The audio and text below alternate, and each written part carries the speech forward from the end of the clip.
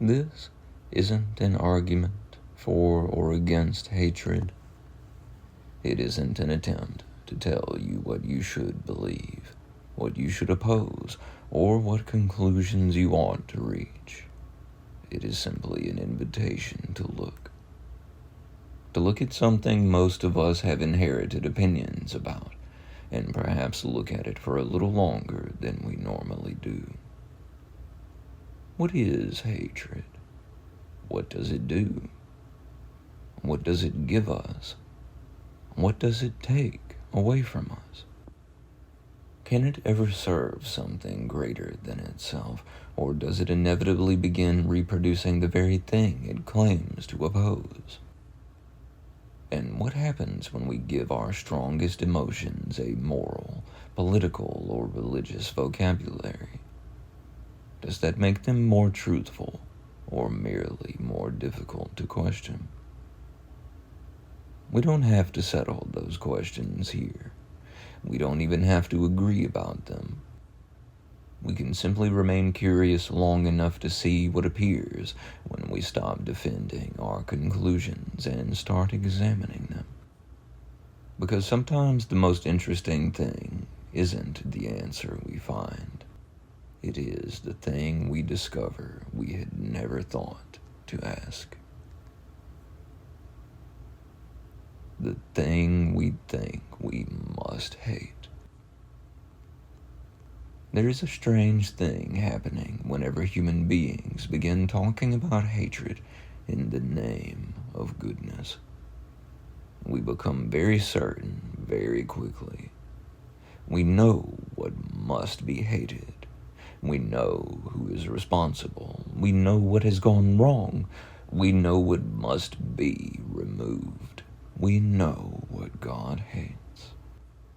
And somehow, in the middle of all that certainty, we become much less curious about what hatred is doing to us.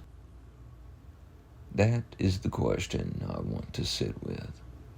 Not merely what should we hate, but what happens to a human being when hatred becomes a spiritual practice? Because perhaps the most dangerous question is not whether there are things worthy of opposition. Of course there are. Cruelty exists, abuse exists, exploitation, deception, violence, injustice. There are things we ought to resist. There are things we ought to interrupt. There are things we ought to say no to with such clarity that our no becomes an act of protection. And so this is not an argument for moral indifference. It is not an argument that everything is equally good. It is not an argument that love means approval. It is not an argument that compassion means permitting harm. It is not an argument that peace means passivity. Sometimes love has to stand between the vulnerable and the violent. Sometimes compassion has teeth. Sometimes mercy has boundaries. Sometimes the most loving sentence in the room is simply, "No, this cannot continue." But there is a tremendous difference between saying no to something and learning to hate it. And that distance is where I think we have failed to look closely enough. Because we have been taught to imagine that the opposite of hatred is weakness. Perhaps it is not. Perhaps the opposite of hatred is freedom. There is no law of life that states I must hate anything. It is not self-evident. It is not a law of physics. It is not a law of consciousness. It is not a prerequisite for moral seriousness. I can recognize something as destructive without needing to hate it. I can oppose something without despising it. I can refuse something without becoming consumed by it. I can protect myself without wishing destruction upon another. I can say, this is harmful, without needing the additional sentence. Therefore, I must hate the person associated with it. That distinction is enormous, because the human mind has a remarkable tendency to move from the thing to the person. We begin saying, I oppose this behavior. Then, I oppose the people who do this. Then, people like that are dangerous. Then, people like that are evil. Then, people like that are the problem. And eventually, we are no longer dealing with a behavior. We are dealing with an enemy.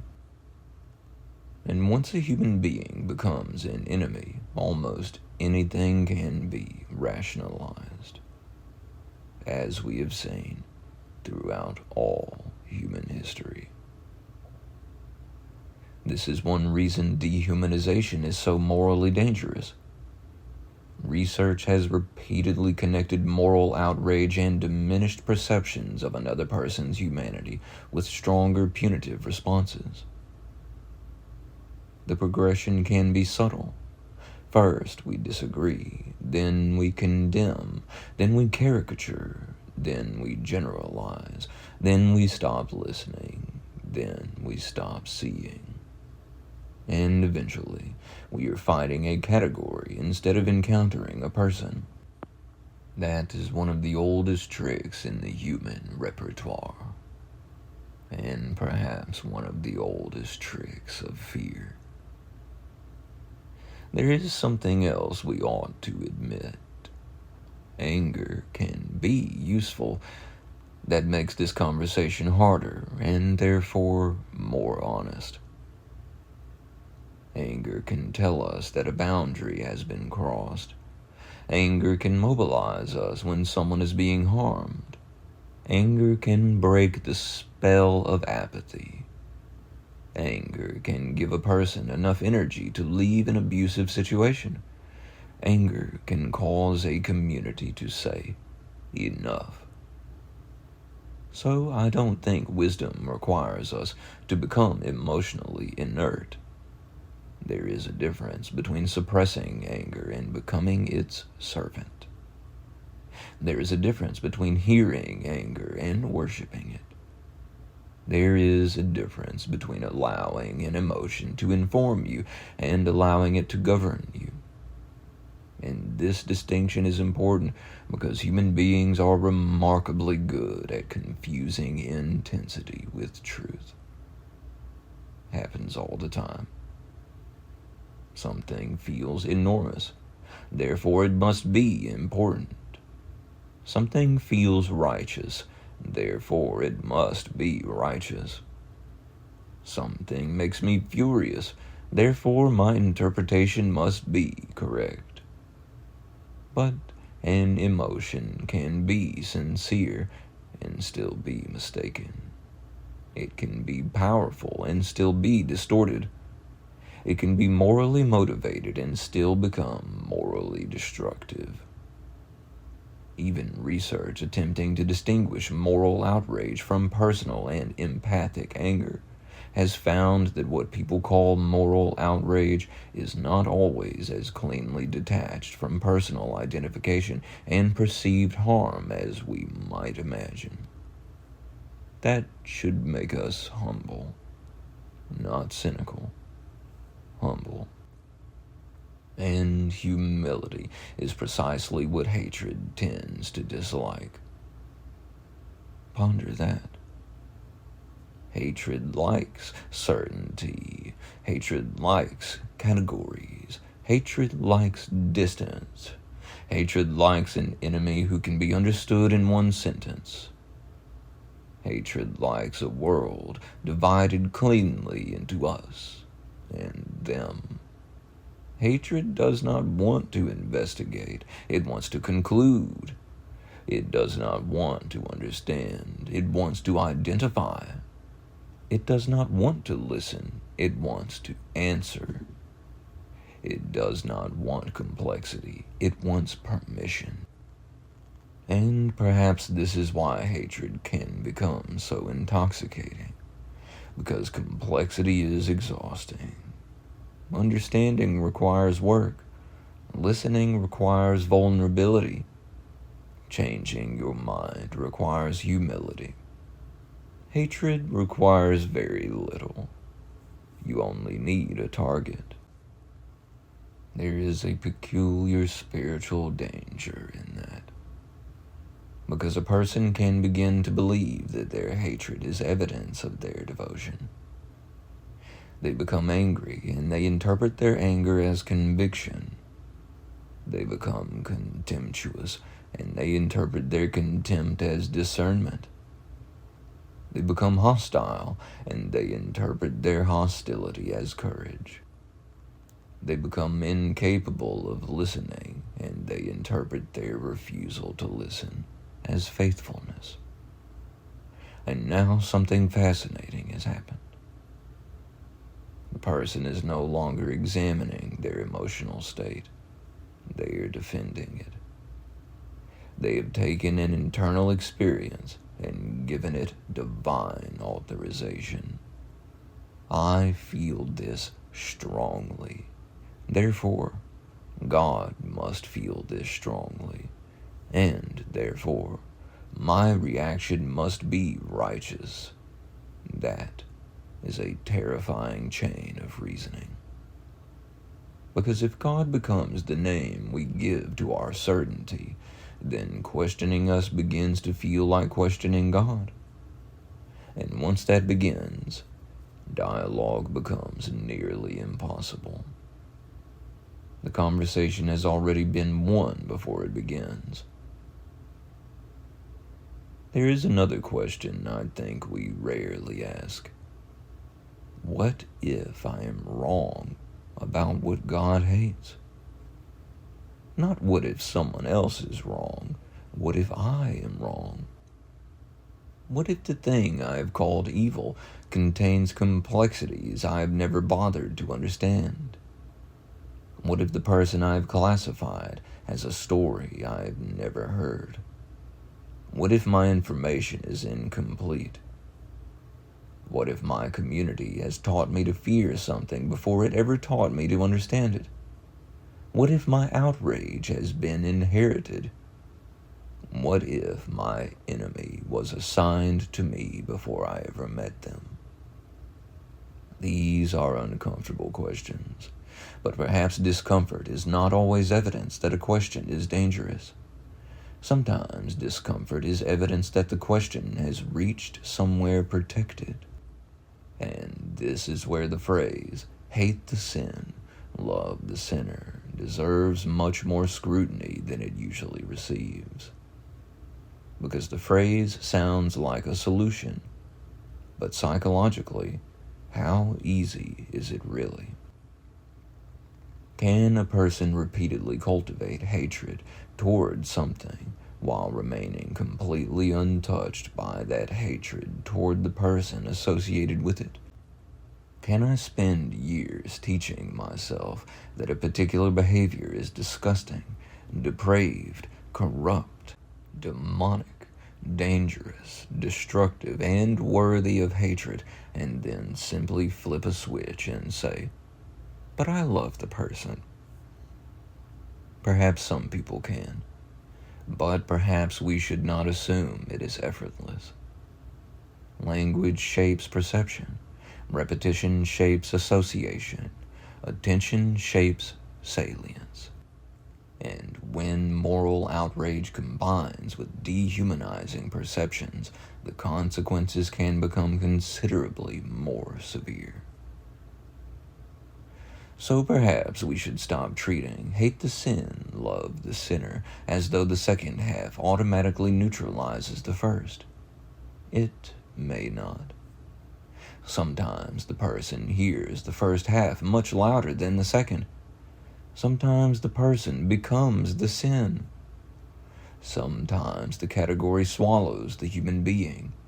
And sometimes the person standing in front of us becomes nothing more than a representative of everything we have been taught to fear. That is not love. That is classification wearing religious clothing. And now we arrive at something even stranger. Hatred can become a form of attention, and attention is not nothing. What we repeatedly attend to occupies us. What occupies us shapes us. What shapes us eventually becomes part of the atmosphere in which we live. You can spend your entire life trying not to become something and still become organized around it. You can spend your entire life fighting darkness and become unable to perceive anything except darkness. You can spend your entire life warning everyone about the enemy and eventually discover that the enemy has become the center of your theology. That is why I call hatred prayer in reverse. I don't mean that as a scientific proposition. I mean it as a spiritual metaphor. Prayer, at its deepest, is an orientation. Hatred is also an orientation. One reaches toward, the other pushes away. One says, "May this life flourish." The other says, "May this thing cease." And if the thing you are trying to eradicate occupies your thoughts morning and evening, if you discuss it constantly, warn about it constantly, fear it constantly, organize your community around it, vote around it, preach around it, build identity around opposing it, then I have to ask, what exactly has become central in your life? You may say you are fighting the enemy, but what if you have allowed the enemy to become the object of your attention? What if the thing you claim to be expelling has become the thing around which you have built your interior world? That is the paradox. You can become bound to something through opposition just as easily as through attachment. A clenched fist is still holding something. And perhaps this explains why some people seem to be fighting harder and harder while becoming less and less peaceful. The fight never ends. There is always another threat, another corruption, another enemy, conspiracy, group, generation, cultural decline, another sign that everything is falling apart, and because the fight itself has become part of the person's identity, peace begins to feel suspicious. Silence feels like surrender. Nuance feels like compromise. Compassion feels like weakness. Listening feels like betrayal. Changing one's mind feels like defeat, and eventually, the person cannot imagine who they would be without something to fight. That is a profound form of captivity. The enemy is no longer merely outside. The enemy has become structurally necessary to the self. And this is where I think we need to distinguish resistance from obsession. Resistance says, "This is wrong, and I will act." Obsession says, "This is wrong, and I must keep thinking about it." Resistance has an endpoint. Obsession requires another dose. Resistance protects. Obsession consumes. Resistance can return you to life. Obsession keeps returning you to the battlefield. There is a difference between standing against something and standing inside it. And perhaps some people have lived on the battlefield for so long that they have forgotten there is a world beyond the war. The same thing happens politically, religiously, culturally. A person begins with a legitimate concern, then the concern becomes an identity, then the identity requires a threat, then the threat requires exaggeration, then exaggeration requires fear, fear requires repetition, repetition requires attention, attention creates familiarity, and eventually the thing that was once frightening becomes strangely comforting. Because now I know who I am. I am the one who sees the danger. I am the one who understands what is happening. I am the one who knows what everyone else refuses to see, and there is an intoxicating superiority hidden inside that position. Not necessarily because the person consciously wants superiority, but because certainty can feel like safety, and being the person who knows can feel safer than admitting, I don't know. Perhaps this is one of the reasons Jesus' command to love enemies is so radically disruptive. It does not merely tell us to behave nicely toward unpleasant people. It attacks the machinery of enemy-making itself. In Matthew, the teaching is explicitly framed against the instinct to love one's own and hate one's enemy. Jesus instead tells his hearers to love enemies and pray for persecutors. And Paul later gives the same movement another shape. Don't repay evil with evil. Don't seek revenge. Overcome evil with good. Notice what is missing. There is no command to become better at hating. There is no make sure your hatred is sufficiently passionate. There is no increase your contempt until your enemy understands your righteousness. Instead, there is something much more difficult. Do good. Bless. Pray. Feed. Give. Forgive. Do not become what you oppose. That last one may be the hidden command beneath all of it. Do not become what you are fighting. Because evil has a peculiar way of reproducing itself through opposition. Cruelty can be opposed cruelly. Violence can be opposed violently. Contempt can be opposed contemptuously. Humiliation can be opposed through humiliation. And then everybody walks away believing they defeated the thing they became. This does not mean we should never punish wrongdoing. It does not mean we should abolish justice. It does not mean every harmful person should be trusted. It does not mean victims should reconcile with abusers.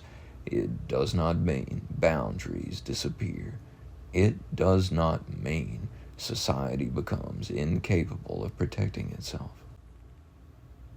Love without discernment can become permissiveness. Mercy without boundaries can become enabling. Compassion without wisdom can become dangerous. But hatred is not the only alternative to permissiveness. That is the false binary. The alternatives are not hate or tolerate. There is another possibility. See clearly. There is another. Set boundaries. Another. Protect the vulnerable. Another. Tell the truth. Another. Hold accountable. Another. Refuse participation. Leave. Resist. Repair. Forgive without returning to danger. Love without surrendering discernment. This is where moral maturity becomes much more demanding than moral outrage. Outrage says, something is wrong. Wisdom asks, what response will actually rectify this? And that is perhaps the question we should put to hatred itself. Not is hatred justified, but what does hatred accomplish? Does it heal? Does it clarify? Does it restore? Does it protect? Does it repair? Does it reconcile? Does it make us more capable of seeing? Does it reduce suffering? Does it interrupt the cycle? Does it create conditions in which something better can emerge, or does it merely produce another round of the same thing? Because if hatred produces humiliation, and humiliation produces resentment, and resentment produces retaliation, and retaliation produces further hatred, then what exactly have we accomplished? We have created a closed circuit. Harm generates hatred. Hatred generates harm. Harm becomes evidence that hatred was justified. Hatred generates more harm. And then the cycle becomes self-authenticating. Everyone has a reason. Everyone has a wound. Everyone has a villain. Everyone has a justification. Nobody has peace.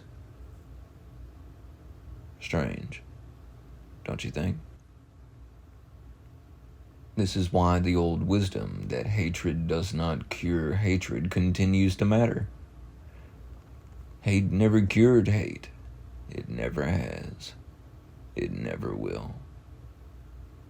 Not because every hateful feeling is equally destructive, not because anger is always wrong, not because evil should never be resisted, but because reproducing the emotional structure of the thing you oppose is one of the easiest ways to perpetuate it. If I oppose cruelty by becoming cruel, cruelty has not lost. If I oppose contempt by becoming contemptuous, contempt has not lost. If I oppose dehumanization by refusing to see another person's humanity, dehumanization has not lost. If I oppose violence by making violence sacred, violence has not lost. Something has merely changed uniforms. And here is the part people often don't talk about. Hatred doesn't only affect the person being hated, it alters the person doing the hating. That is the side of the equation we frequently ignore. We ask, what does hatred do to them? We should also ask, what does hatred do to me? What happens to my nervous system? What happens to my imagination? What happens to my capacity for tenderness? What happens to my ability to tolerate ambiguity? What happens to my willingness to listen? What happens to my perception of strangers? What happens to my children when they hear me speak this way? What happens to my community when contempt becomes a virtue? What happens to my spiritual life when my attention is continually organized around what I oppose? What happens when I can only feel righteous in the presence of an enemy? These questions are not sentimental. They are structural. Because a person's repeated emotional posture eventually becomes part of the world they inhabit. Everywhere you go, there you are. Where you focus, there you are. And perhaps this is why I'm reluctant to trust anyone who tells me I need to hate more. Not because I believe they are necessarily evil. Not because they necessarily intend harm.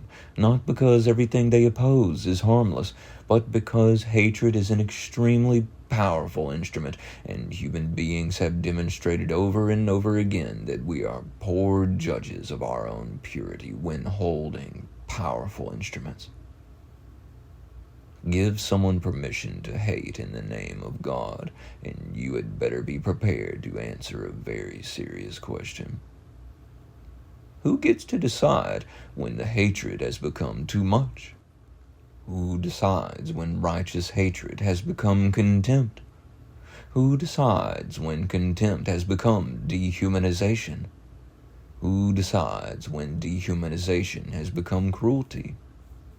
Who decides when cruelty has become violence? And who decides when violence has become justified because the other person has been declared sufficiently evil? History is filled with people who believed they were protecting goodness. That fact should make us humble, not because goodness is unreal, but because our certainty about goodness does not make us incapable of evil. There is another irony. The more certain someone becomes that God hates exactly what they hate, the more carefully they ought to examine themselves. Because perhaps the holiest question is not, does God hate this? Perhaps it is, what would it mean for me to be wrong? Can I ask that question without my entire identity collapsing? Can I listen without immediately preparing a rebuttal? Can I encounter someone I deeply disagree with and remain curious? Can I distinguish their humanity from their behavior? Can I recognize harm without turning the person who caused it into a monster? Can I condemn an action without constructing an entire mythology around the actor? Can I say, I believe this is profoundly wrong, and I still refuse to hate you? That is not weakness. That may be one of the strongest things a human being can say. Because perhaps love is not the absence of opposition. Perhaps love is what determines how we oppose. Love asks, what protects life?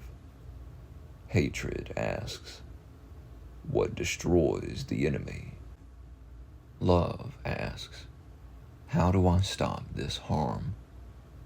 Hatred asks, how do I make them pay? Love asks, what is true? Hatred asks, what can I use against them? Love asks, what is needed here? Hatred asks, who deserves blame? Those questions can lead to very different worlds. And they cannot usually sit next to each other on the same church pew. And perhaps we have misunderstood the strength of peace. Peace is not necessarily quiet. Peace is not necessarily agreeable. Peace is not weakness. Peace can be immensely forceful. A peaceful person can remove themselves from danger. A peaceful person can expose corruption. A peaceful person can testify. A peaceful person can prosecute. A peaceful person can refuse. A peaceful person can organize. A peaceful person can say no. A peaceful person can stand between a victim and an aggressor. The absence of hatred does not require the absence of action. It simply means the action does not require hatred as its fuel. That is a very different thing. And maybe this is where the whole conversation turns inward, because perhaps the thing we most need to learn is not how to hate correctly. Perhaps we need to learn how to see clearly without hatred. That is harder. Hatred simplifies. Love complicates. Hatred reduces. Love expands. Hatred creates distance. Love permits encounter. Hatred wants the final word. Love can tolerate an unfinished sentence. Hatred wants a verdict. Love can remain present while the investigation continues. And perhaps that is why love is so frightening. Because love does not give us the comfort of immediate certainty. Love makes us look again, listen again, ask again, understand again, and sometimes after all that, we may still conclude, no. But now our no has been purified of the need to destroy. There is something almost sacred about that kind of no. A no without hatred. A boundary without contempt. A conviction without cruelty. A refusal without dehumanization. A truth without humiliation. A justice without vengeance. A strength without domination. Perhaps that is what it means to overcome something rather than merely oppose it. Because if I destroy another person and become cruel in the process, what exactly have I overcome? If I become hateful while fighting hatred, have I defeated hatred? Or have I simply given it another body? Maybe we should stop asking people to hate more. Maybe we should ask them to see more. See the consequences. See the context. See the person, the wound, the harm, the history. See their own projection. See their own fear. See what their attention is becoming, what their certainty is costing. See what happens inside them when they speak about their enemies. See whether their faith is making them larger or smaller, whether their convictions are producing compassion or contempt, whether their righteousness makes room for mercy, whether their truth can survive a question. See whether their God is still present when the enemy is no longer in the room, because perhaps the deepest test of a belief is not how fiercely we defend it. Perhaps it is what kind of human being the belief allows us to become. I do not hate people who believe hatred is necessary. I don't even think hatred itself needs to become my enemy. That would simply be another trap. I can observe it, understand it, recognize its uses, recognize its dangers. I can understand why someone reaches for it. I can understand the fear underneath it. I can understand the wound beneath the fear, and I can still say, I do not want to live there, and hate is not allowed to live in me. Not because I am morally superior, not because I've discovered some perfect way of being, but because I've felt what hatred does. I have felt how it contracts the world, how it narrows perception, how it feeds itself, how it keeps the object of hatred perpetually present, how it can make suffering feel like righteousness, how it can make agitation feel like devotion, how it can make destruction feel like purification, and I don't want that. I don't want my inner life organized around what I oppose. I don't want my attention colonized by enemies. I don't want to spend my life touching the electric fence and then blaming the electricity for hurting me. At some point, wisdom says, let go. Not because the fence isn't real, but because touching it doesn't make it disappear. There may be things I will resist for the rest of my life. There may be things I will never approve of. There may be things I will actively oppose. There may be places where I will draw an absolute boundary, but I do not need hatred to do any of those things. And perhaps that is the freedom hiding underneath the whole question. I do not have to hate what I refuse. I do not have to despise what I oppose. I do not have to become cruel in order to confront cruelty. I do not have to become violent in order to confront violence. I do not have to become contemptuous in order to confront contempt. I do not have to become an enemy in order to resist an enemy. I can remain human. I can remain curious. I can remain compassionate. I can remain awake. I can remain capable of changing my mind. I can remain capable of seeing another human being, and I can still say no. Perhaps that is not a lesser morality. Perhaps that is a greater discipline, because anyone can hate what frightens them. Anyone can condemn what they don't understand. Anyone can find an enemy. The harder thing is to encounter what you oppose without surrendering your humanity to it.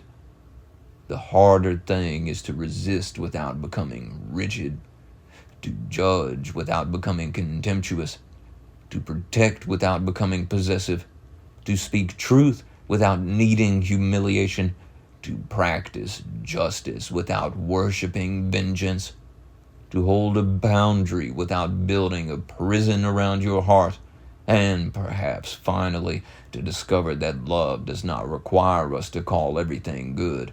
It requires something much more difficult. It requires us to remain capable of goodness while looking directly at what we believe is not. That is where I think the real spiritual examination begins. Not with what do you hate, but with what happens to you when you hate. Not who is your enemy, but who are you becoming while you oppose them? Not how fiercely can you condemn, but can you confront what is wrong without allowing it to reproduce itself inside you? Because perhaps the greatest victory over hatred is not making hatred weaker. Perhaps it is becoming someone whom hatred can no longer recruit. And perhaps the most radical refusal is not to say, I have found something worthy of hate.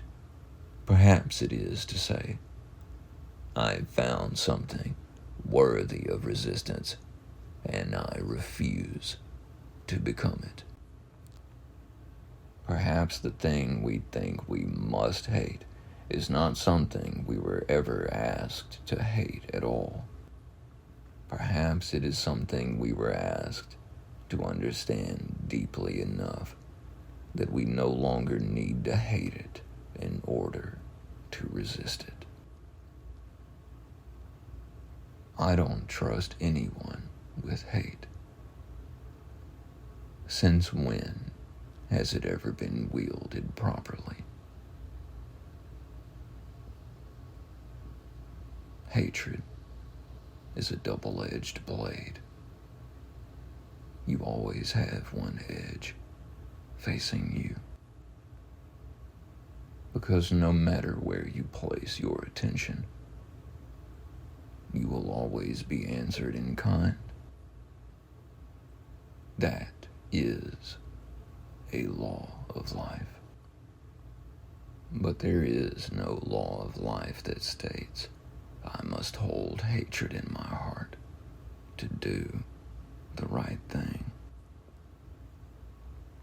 Praise love and pass the compassion.